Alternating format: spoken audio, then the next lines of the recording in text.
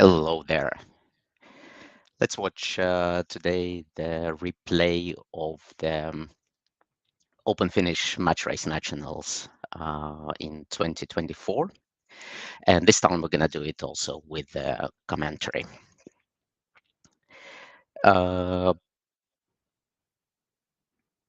Next up, we're going to watch the PT final between Tusse Talberi and Mike Griglevsky. And if I'm gonna get the camera working, we're gonna also get a tactical point of view for the discussing the situations. However, if you're not gonna get that one, so we're gonna just move on.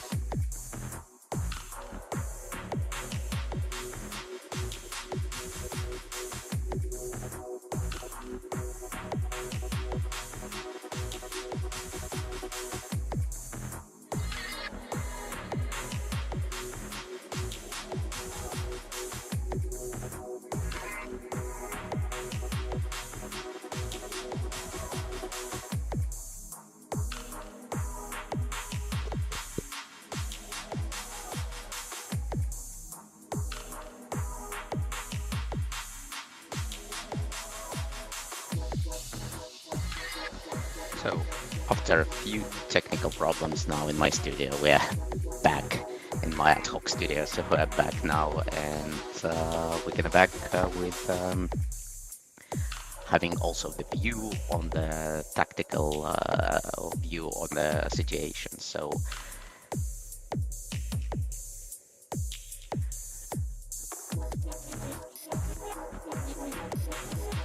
there you go. And this way we're gonna just now have the view on all the potential situations that is going to develop now in the on the course, so that we can immediately take a look and see what is happening. However, we're not going to be diving too much into the situations and the rules.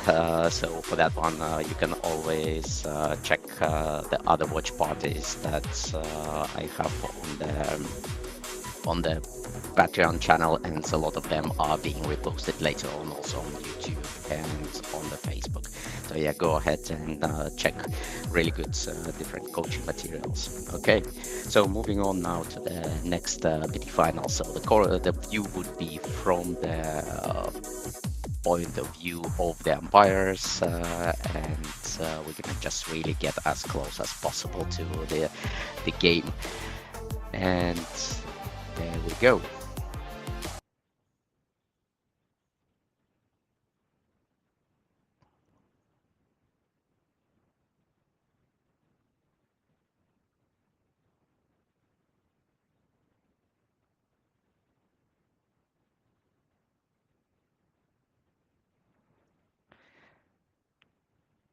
And we are now in this PT finals, so we're already in the pre-start procedure. So we got a couple of boats here on the course.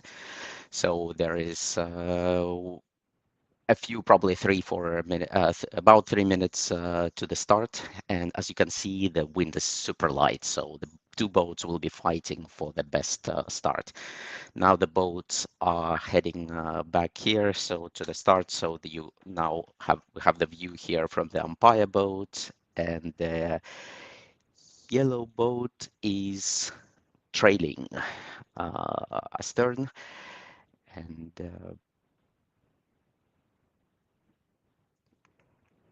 yellow boat has the front of the bow or blue bow over here, so that just to get it even more confusing. So, but with the sponsor tape novella, and they're coming out.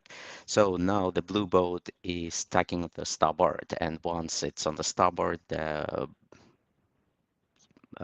boat ahead needs to react. They There we go. So just checking that we have exactly the same correct colors, and that's right. So now the two boats are approaching to the back to the race committee. And since the boats now are still early to start, they're looking for the possibility just to kill the time. As both of them are going lower and lower, they're just timing their return to the start. And I think this is the most critical part of actually the whole game. When do you turn to start? And if your boat astern, what do you do? Do you go to the sort of right or to the left? And as we can see here,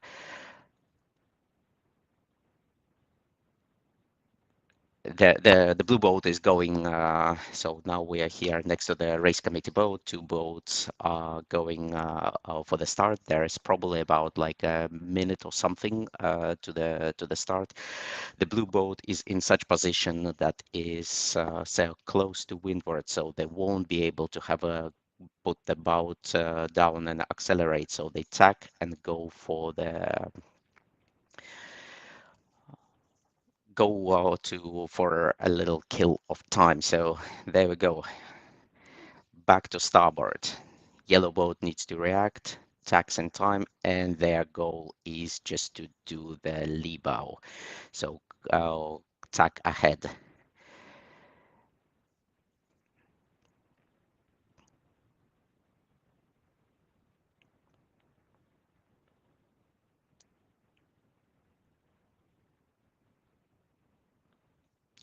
So in this match now, we see that the yellow boat over here won the leeward start, and I think in light wind, this is a very usually a strong position where you could start throwing bad wind to the boat trailing or cold gas.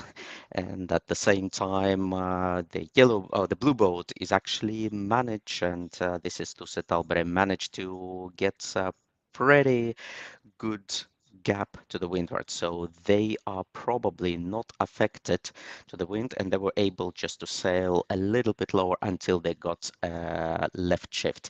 And now when there's two boats are on the left shift, the advantage, of course, coming back to yellow boat, which is I have, which is Mike. This is again after the pre-start. This is the second most critical moment in the start. So the key is here. Would the boat, which is now on the left screen, the yellow boat with the yellow flag with the novella, would they be able to tack and cross ahead of the other boat? And I think to me it starts to be having a very slim chance for that one. As you can see, the boat on the right side is sailing and reacting to the small shifts very well. And there we go. This is the moment of truth. So we have now blue boat tacking and then crossing well astern. The yellow, the sorry, the blue boat, so yellow boat tacked and crossed astern. So Mike is in this situation. I think the critical change was here, even though that on the starting line, the boats were close. They were actually on the same line on the starting line. None of them was late. What happened is that the boat Windward Tusse was able just to get a significant windward position so that they were not affected, and they were able to sail also better in this light wind. However, light wind, as we can see also later on in the finals, doesn't mean anything that you everything can change. So there we go.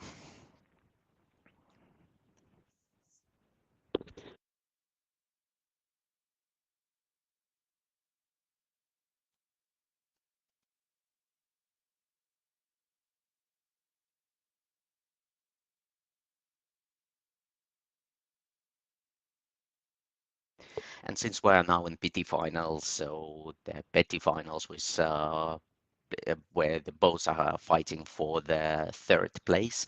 So these are the boats which ranked in the previous qualifying rounds as third and fourth, and they are fighting exactly to defend for the third and fourth place. So usually in this case it's around to the 2 points, and as you can see is already so that the there's actually it's incorrectly written over here. Just I think so. Tusse is already leading with 1 point over here. Now both the first boat Tusse Talbere approaching to the top mark, and he's gonna round it first with a really solid lead. Good hoist of the spinnaker, good crew work. Even the light wind is doing well and actually executing the jibe set. So with left side is clearly preferred here by the team. So what the boat is doing over here is immediately when coming to the mark, they're executing the jibe. So this is a technically demanding maneuver where the boat needs to come to the mark and immediately, as soon as possible after rounding the mark, hoist the spinnaker and do the jibe. As you can see, the trailing boat is doing a split in their tactic. So Mike is actually going further down the on the port tack, and here the boats are splitting. So split is often the only tactics that the trailing boat has. However, in the light wind, it can pay off because the pressure on the courses could be completely very different, and you might gain in the other area. And however, I think this also needs to be kind of very consistent with a course. So if there is nothing on the left, so even split, it's better on the first lap to stay close to the other boat, if unless you really see something that is on the other side of the course.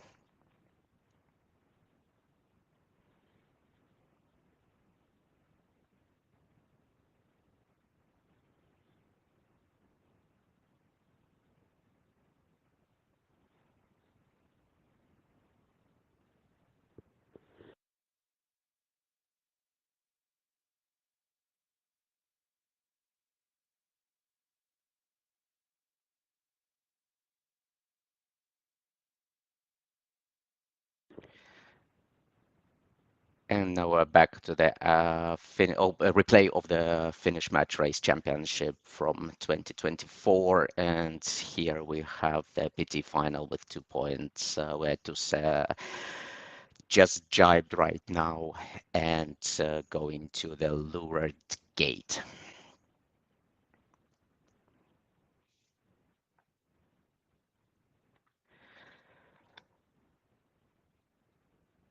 Tusse ahead is with a very solid lead and pointing towards the left turn, or what is called often the race committee RC gate.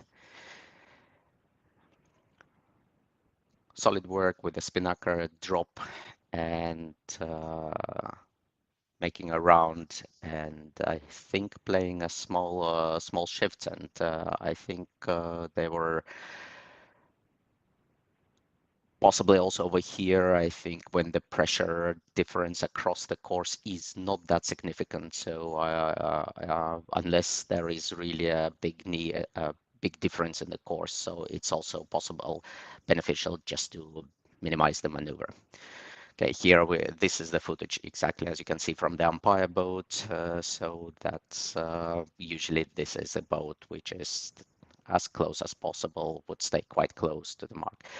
Same also Mike as yellow boat, they minimized the maneuver, did one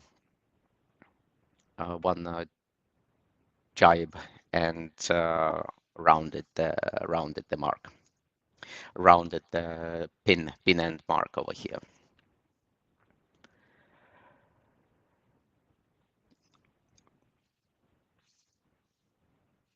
Now to just also to set Albert jibed to attack to starboard, just to stay in on the and to defend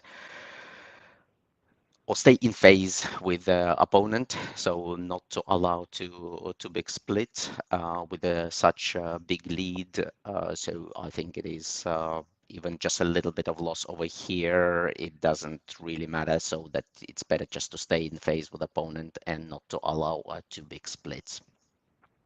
So now we're on the leg 3 and going to the second time when we will be rounding the windward mark here.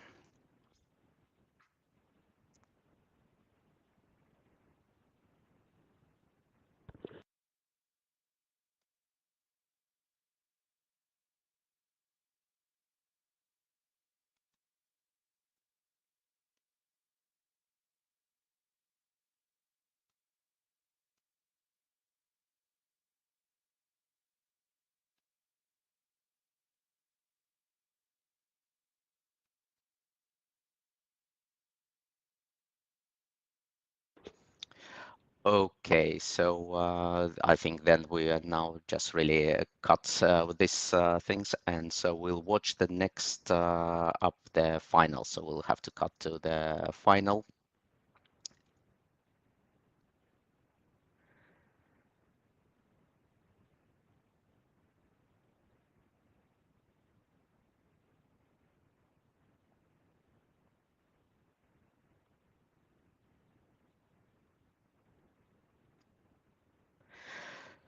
So what we watched first was the PT final, and PT final to the 2 points, and I think we had to, just because of the footage, had to cut it a little bit short. So that one went to the win. Second winning point went to Tusse Talpere, and next up, we're gonna watch the final. 2 points, two boats which qualified to Lucas was Lucas Karlemo and Jon Eriksson, and they would be fighting also in the same tight conditions, in very light conditions, and I think this one would prove to be also where the boats were much more closer, even if it didn't look like that on the beginning, and it was very tight match at the end. This time we'll be watching the game from the wing boat, but still staying quite close on the course.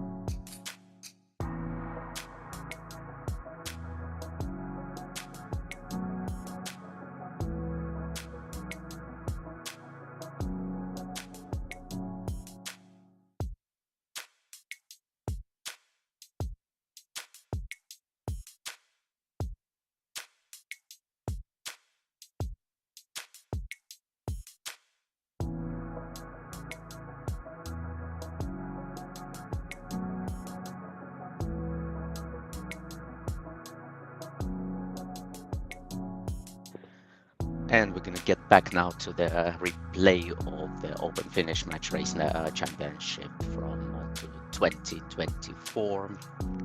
And next we are watching the final between Lucas and Jon. As always, we can also look at the potential situations that is developing the boat and where exactly each of the boat is getting the tactical advantage.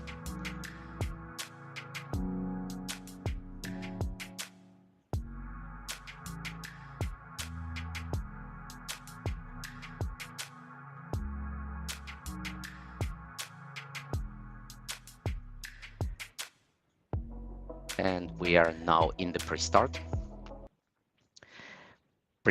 of the final between Lucas and Karlema and Jon Eriksson, and this pre-start is already after the dial-up.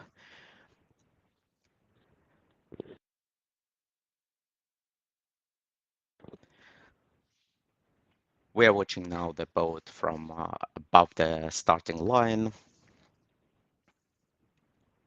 and the boat with a red hull is blue boat, No, apologies. This is actually yellow boat, and it has Jon, skippered by Jon Eriksson, and Lucas is now in the blue boat with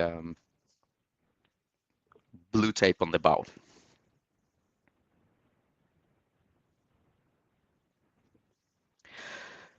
Two boats have just finished now or ended their dial-up play, and the yellow boat has released and was not able just to have a tight grip on the blue boat.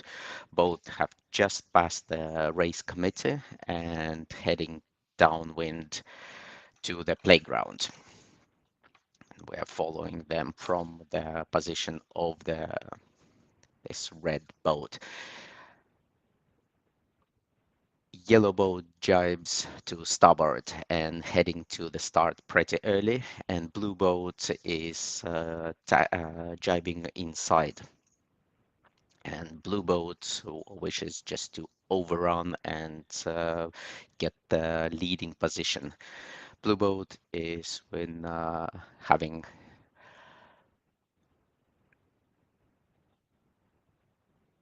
Lucas, Carlemo, and in yellow boat there's Jon, and Lucas is positioning themselves to a strong leading position. In light wind, what you want to do is to get close to the other boat, just right, being ahead to be able to throw their bad wind and force the boat to a very expensive tack if needed, or throw a lot of bad wind and let them fall back. In this case, I think Lucas is having extremely good, playing really extremely well, managed to jibe inside and roll Jon and forced him to tack. Good choice on Jon's behalf was to do the tack early so that he's not doing the tack after the start. And in this case, he's gonna now tack back to starboard potentially.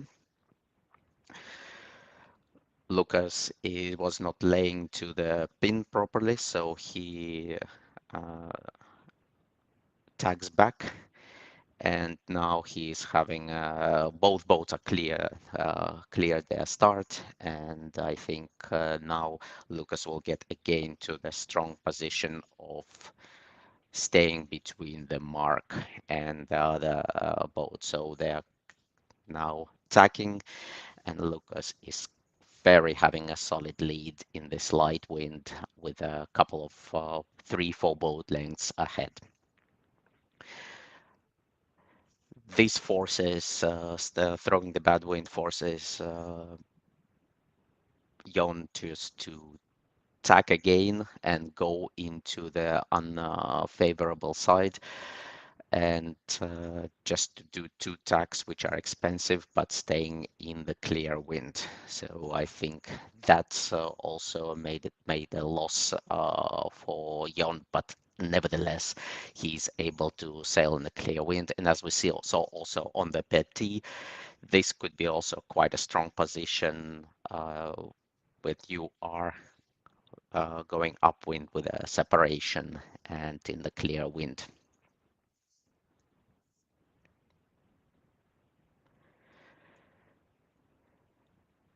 Due to the winds, final also had to be cut to the 2 points, where normally it just run to 3 points, and there we go. Then we are also in 1-1 when Lucas has 1 point and Jon has 1 point, and they are able to. Now it's the match point, it's a deciding point.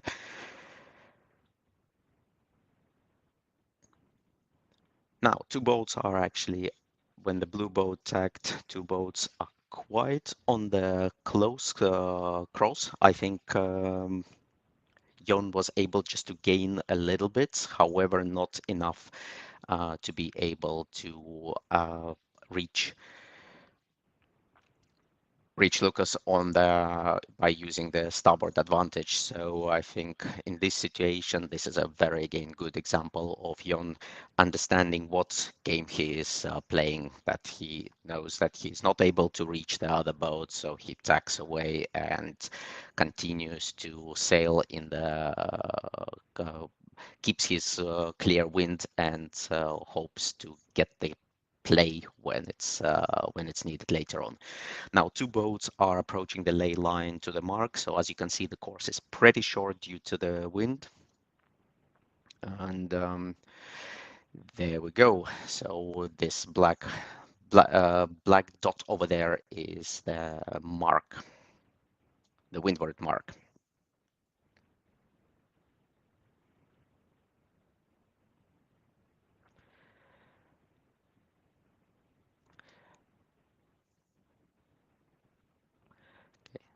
Since we're just watching here a match race championship, the both boats are rounding the mark, have to round the mark to the starboard. It's really painful that but Jon has to do two more tacks as they are coming over here. He was not able to lay the mark, so he had to do two more tacks to be able just to round the mark. And at the same time, the leading boat with the spinnaker, blue spinnaker, is did the early jibe and heading to the other side, to the preferred side of the course. The yellow boat, which is trailing boat with Jon Eriksson, is doing also did the jibe set as they prefer also the same side of the course.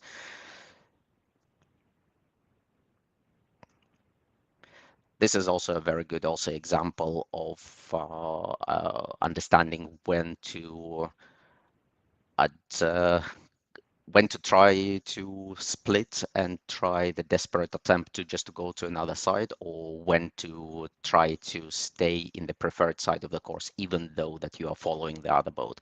So in this case, uh, a or a simple decision would be for Jon just to go for a split and try to gain for a search for some luck. But I think he doesn't necessarily need to look for luck. So he sees that there is a better pressure on this side. And even though that in this case he would be just following the other boat, he's still staying in a good wind. And I think this is only the leg two first downwind, which means that if you stay close to your opponent, especially in light wind, you might have more opportunities coming later on.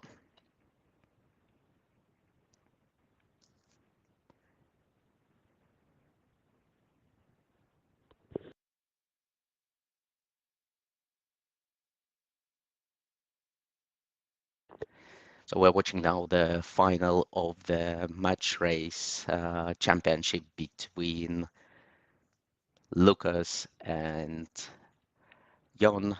Both teams have qualified to be the first and second, and now they are in a final game for their last point. Both also gained 1 point, and now is the deciding point. And here we come coming to a very interesting deciding point of the match, where the whole thing might actually unraveled and decided who actually won that last point. As Lucas came to the mark, they still prefer the left side of the course. Left side, if we are looking at the from the bottom to the top. And even though that they just came over here and for them it would be a straight point just to go to the mark, they decide to jibe back here. A jibe is not significantly expensive in this in this wind conditions, so they jibe back and get there. And then they see that Jon is going and making a left turn, take the left turn gate, or sometimes called the RC gate because it's just close. And of course, immediately he takes it into the defensive um, defensive tack so that he stays in the same loop. And I think here he actually did it still really well in time. He exactly saw when that Jon has selected the time. This mark immediately went to attack to prevent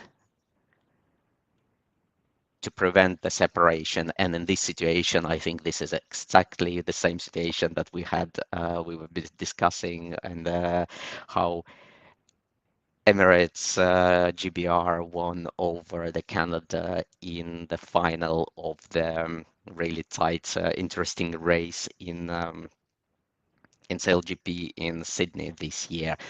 However, it was exactly the same situation, and I think in here what Lucas did is exactly did not delay too much in attacking over here. However, as you can see that now the wind anyway plays the big role over here, and even though that they attacked, there was a little bit more pressure on the right side, and Jon was able to sail higher and a little bit faster, and the gap between the boats significantly separated. So now Lucas tax probably on the tiny, possibly there was maybe a tiny shift, and because I don't think they were still affected by the other boat, but they were just maybe trying to find another opportunity because they realize they start to lose. So this is a really a critical moment how this boat and basically the key over here was the selection of the mark. And I think everything what Lucas did in terms of the defense was absolutely right. But the boat which came from behind is always in the match race when this non-apparent wind sailing is having a super strong position and they can select there. Now Lucas is trying to get back into the game, and Jon is defending. And Jon's position now is very, very, very strong. However, light winds, everything can still happen here.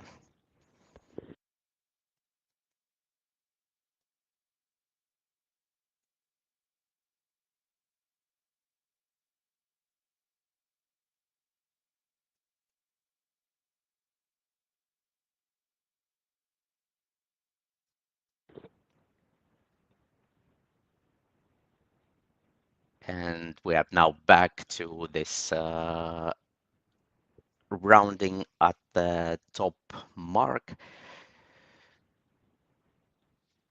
Two boats are quite close, but Jon needed to do um, two tacks, and again it just really killed quite a lot of time, quite a lot of speed here.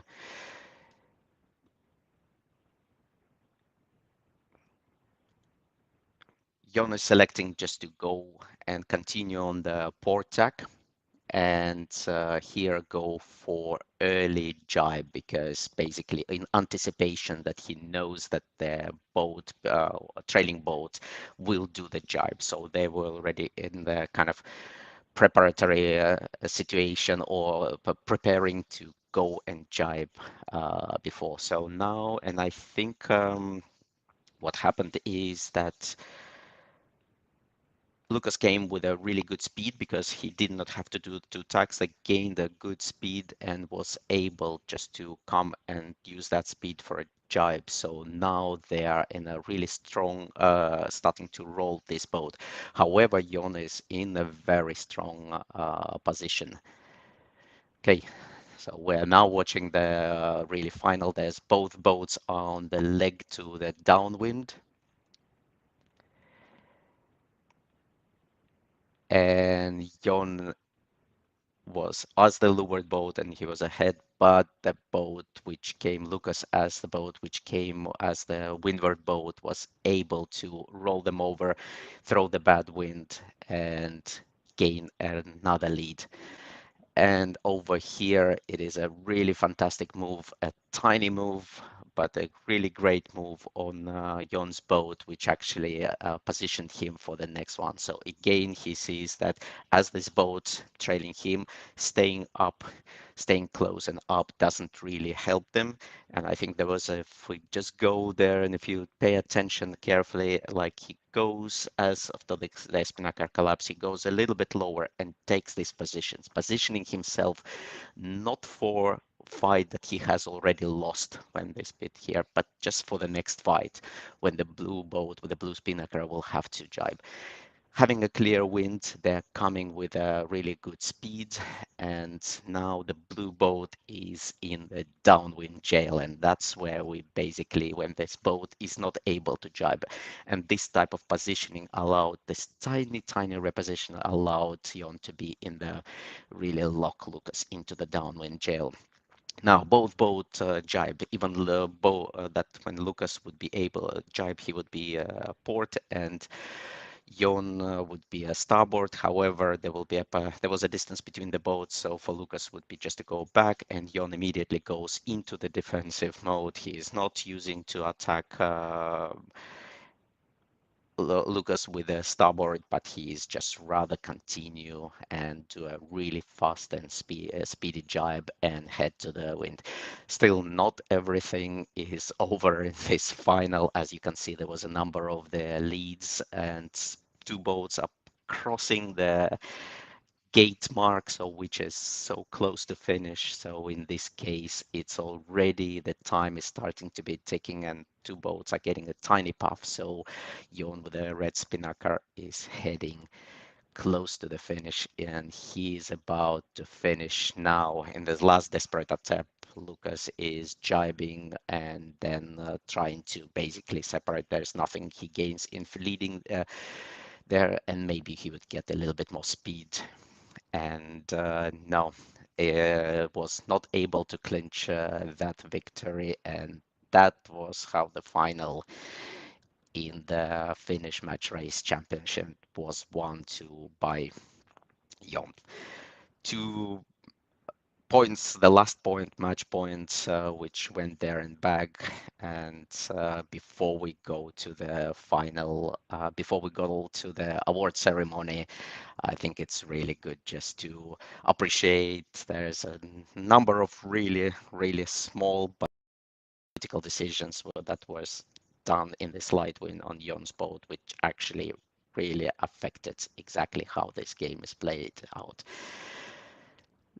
Let's look at these situations and as we waiting for the award ceremony replay.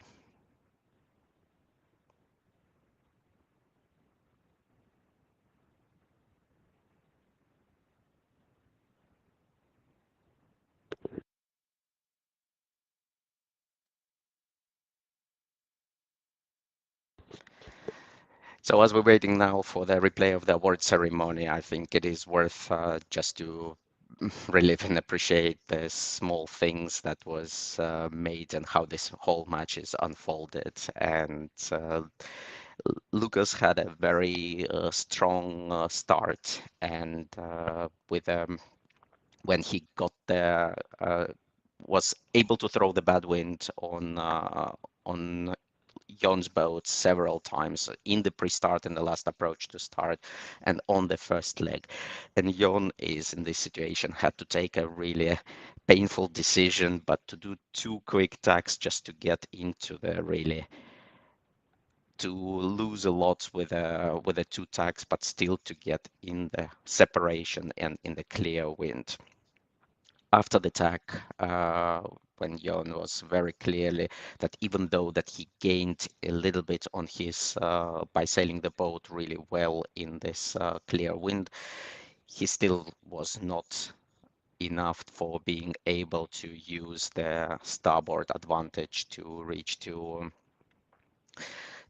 Lucas, and then he basically split the game, or he just postpone the game. So the game, the interesting game or the critical game would have to be played later. So he just tacked and then tried to stay in phase and but still keeping the clear wind. Even though that the rounding, there was nothing that they gained on the rounding. There was also another very smart and mature decision is to follow the preferred course, even though that the knee-jerk reaction of the while you're trailing is just to let's go and try to hunt some wind in somewhere else rather than trailing the boat and not gaining anything on the wind, but still Jon, with his experiences in match racing, knows that there will be opportunities to play furthermore. It's only the second leg, and basically he chooses the second leg completely to be in a position where it's trailing boat, and he knows that he's very likely not to get anything on this wind unless there will be a strong puffs coming, which were not really even in this game. There was a very tiny puff, so even tiny puff would not be able to bring them close. However, when they were approaching the gate, I think Jon also spent a lot of time, I think, with his crew probably making that decision. And in this situation, I think that was extremely critical decision where it changed the game. And I think that's the boat which is coming astern. You have you have a choice what to do, and I think the boat when the Lucas's boat, which when they decided to round the mark, the decision was based probably on their call on the wind, which was on the left side previously, and I think a lot of he actually gained and managed to had that lead. And when he did these things, he did it in the defensive way. So when the bow, knowing that seeing that Jon is going around this mark, he immediately attacked into the uh, port to be able to stay on the same side of the course with Jon. However, what is now playing here is the gate is essentially played out the whole role, so that when the gate marks are quite close, this separation between boats is not that big. But when the gate is big, so it increases the leverage, so tiny gain or tiny loss of each boat is multiplied significantly. And in this case, uh, clearly that was the moment when there was a little bit of better wind pressure that came on the right side, which allowed Jon to sail a little bit more higher and gain a little bit more speed. So, and from there, I think it was absolutely two boats are played by the playbook until they came to the wind mark. And I think here was absolutely like three great decision, and one is absolutely brilliant decision from Jon to be able to defend that, because as he was coming low the mark, he was very slow around this mark, whereas the windward mark, whereas Lucas coming was a little bit more faster with it behind, and instead of rolling into the jibe, which is something that you do prefer, for example, to get to the preferred side as soon as possible, Jon gained a little bit speed, and perhaps here this has opened a little bit of opportunities for the mistake. It might have been possible for them just to jibe earlier, but what he did is just to jibe already in the anticipation that this boat will jibe over here. It was very clearly that Lucas would jibe here because I think that was the preferred or better side to be, as well as the split in this situation. This is already where the split becomes really important. If you see the boat which is coming over here, you know that you would need to split. So I don't know if that was also possibly on mind of Jon, but probably he was just maybe trying to get a little bit speed before after this down speed after the tacks, because tack and jibe set is pretty slow. So gain some speed going there immediately anticipating, but since was a absolutely perfect. It was really great work, teamwork on Lucas's boat. They were able to roll, and Jon was not able effectively to reach and luff up this boat, which made that his boat was affected by the wind, the spinnaker collapsed, and the boat speed completely collapsed. And I think as two boats were very close over here, this was a tiny critical decision which ensured that the trailing boat, Jon's boat, will retain control of the downwind jail, because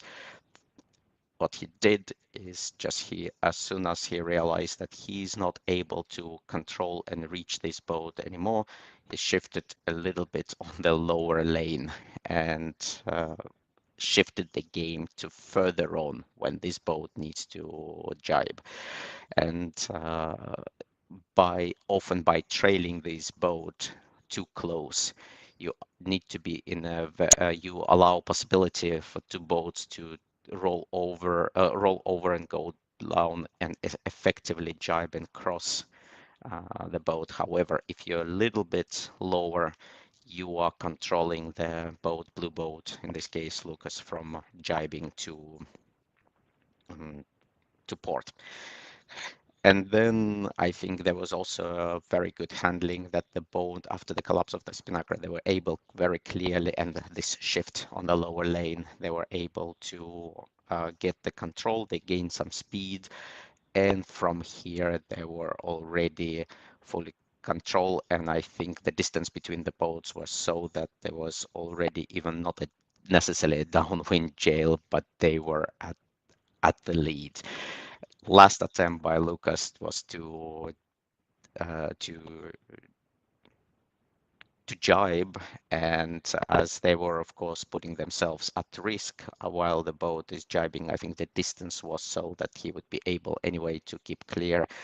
And I think basically he was already running out of the options. And in this case, again, very clear, obviously, experience and mature decision for the blue boat is not to engage into any port starboard game between these boats, but to jibe and at the same time just stay between your opponent and the finishing line. That's it. Basically, that's how the Finnish national championship was won last year. Even though it was really light wind, I think it was a very small example of this really tactical decisions, which actually showed as a very small and tiny changes because of the light wind. But I think a lot of them, there was a lot of thinking and absolutely great understanding of the winds and spotting the winds where they come from, and also knowing when to use the opportunity or when to basically put a little bit of brakes, not to engage in the fight now, but position yourself for the next fight that you are going to have. Okay, so next up we're gonna be watching the award ceremony, and stay tuned for that one.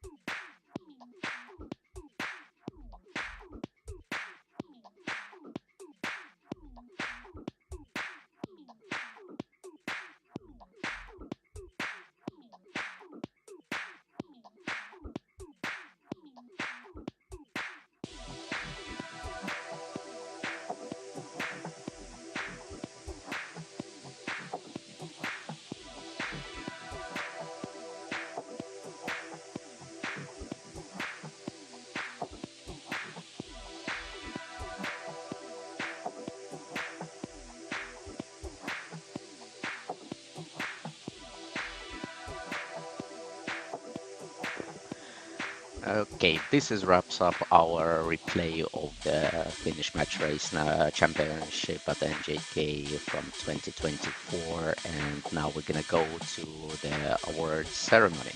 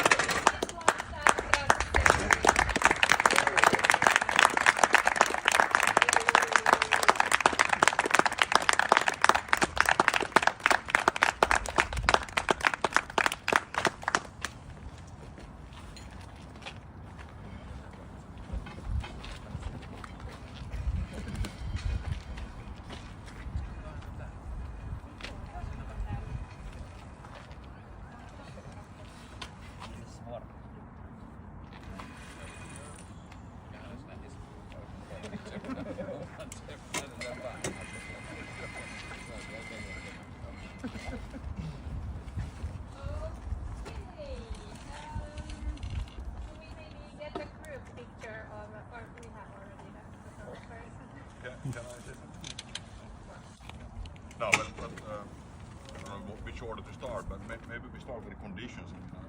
I think despite the soft spots today, we've had 3 days of lovely sailing, and for the final, and in the end, we got fair winds sufficient enough to finish this in good style. I don't think it's been easy for the organizing committee at all times, but I think you've done a very good job. Regarding umpires, at least I have no complaints. I haven't been in that many difficult incidents, but I think you've done a good job. Even mentioned it, but I mean, there's been no matches that you sort of felt comfortable about winning. I know we got a lot of points this time, but I think we were lucky. I think I thank my team for being lucky. I think Livia, I have a feeling, I'm not so much at NJK anymore, so I can't say, but I have a feeling that you're pulling a big load here. So a big thank you to you as well. The organizing ashore, it's wonderful, good food, everything working. And equipment is in good condition. It's not always go to a place and everything just works properly. So thanks to everybody who's been involved with keeping this center, sailing center, running on this level. I don't know who it is, but thanks to them.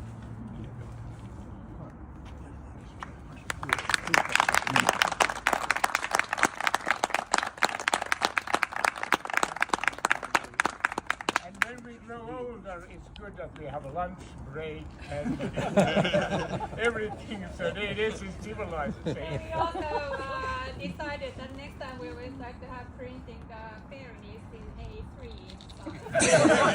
That would be fantastic. Okay, so there are some tubes still and bottles up for grabs here for the Middle East. And who did not get the glasses?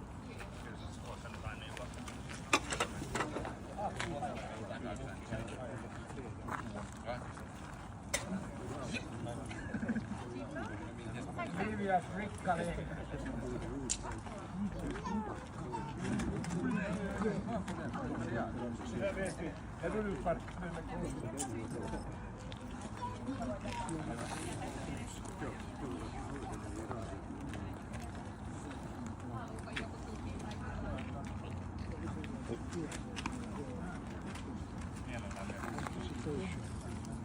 Luokkakortti, jos saa asepaikan.